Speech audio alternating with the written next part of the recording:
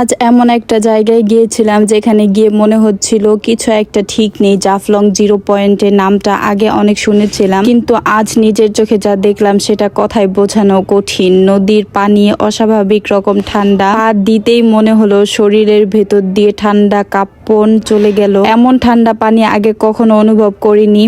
তো গাইস, আসসালামু আলাইকুম, সবাই কেমন আছেন? আশা করি সবাই অনেক ভালো আছেন, আমিও অনেক ভালো আছি। তারপর আমরা নৌকায় উঠলাম। নৌকায় যত সামনে যাচ্ছিল ততই পরিবেশটা কেমন যেন অন্যরকম লাগছিল। আমি পানি ধরতেছিলাম, পানিগুলো এত পরিমাণ ঠান্ডা ছিল কি বোঝাবো। শরীর এত গরম, পানির তাপে আমাদের শরীরটা ঠান্ডা হয়ে যাচ্ছিল। পাহাড়গুলো এত চুপচাপ, যেন অনেক কিছু লুকিয়ে আছে। এক সময় মনে হচ্ছিল এখানে কিছু একটা রহস্য আছে যা আমরা বুঝতে পারছি না। এখানে পাথরের উপর দিয়ে হাঁটতে পারছি না আমি, আমাকে হাত সামনের দিকে এগিয়ে নিয়ে যাচ্ছিল।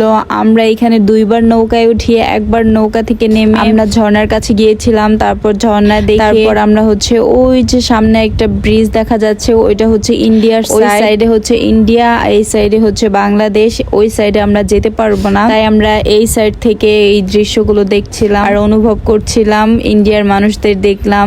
তারপর আমরা দ্বিতীয়বার আবার নৌকা নিয়ে নিলাম। তারপর এইখান থেকে নৌকা থেকে নেমে আমরা উপরে উঠে যাচ্ছিলাম। সবকিছু মিলিয়ে আজকের অভিজ্ঞতাটা ছিল সুন্দর, কিন্তু একটু ভয়ঙ্কর। বিশ্বাস না হলে নিজেই দেখে আসো, তবে সাবধান। সবকিছু চোখে যা দেখো সবকিছু কিন্তু সত্যি। যাই হোক, সবাই ভালো থাকবে, সুস্থ থাকবা। আমার আর আমার পরিবারের জন্য দোয়া করবা। জায়গাটা আসলে অনেক সুন্দর ছিল। সিলেট শহর আমার কাছে খুব ভালো লাগছে। ভালো থাকবা, সুস্থ থাকবা। টাটা, আল্লাহ হাফেজ।